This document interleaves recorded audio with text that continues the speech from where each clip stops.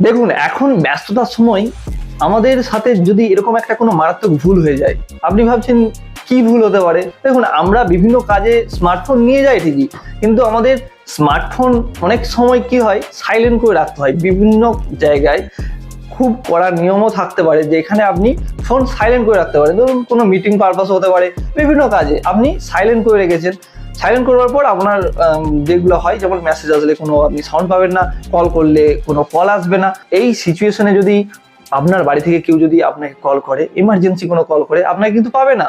তার জন্য এই সুন্দর সেটিংসটা করে রাখুন। আপনাকে যখনই এমার্জেন্সি টাইমে আপনার বাড়ি থেকে কল করবে, দেখুন বাড়ি থেকে সকলেই জানে যে আপনি বিশেষ কোনো কাজে বাইরে আছেন, তাহলে তারা কি আর শুধু শুধু ফালতু কোনো কাজে আপনাকে ডিস্টার্ব করবে? করবে না। দেখুন, এমার্জেন্সি সিচুয়েশনে যখন আসবে তখনই তো কল করবে আপনাকে, তাই না? এর জন্য এই সুন্দর সেটিংসটা জেনে নিন। আপনার ফোন সাইলেন্ট থাকলেও আপনাকে কল করলে আপনার ফোনে রিংটোন বাজবে। দেখুন, এর জন্য আপনার স্মার্টফোনের যে ডায়াল প্যাড আছে না, ডায়াল অপশন, যেখানে আমরা নাম্বার ডায়াল করে কল করি, ওই অপশনটা খুলুন। ওই অপশনটা খোলার পর যে কোনো একটা নাম্বার নেবেন, আপনার যেটা ধরুন মায়ের নাম্বার, আমি মায়ের নাম্বারটা সিলেক্ট করব। এখানে মায়ের নাম্বারটা আমি এখানে সেভ করবো। ফেভারিট লিস্ট বলে থাকে বা অনেকে স্টার অপশন দেওয়া থাকে।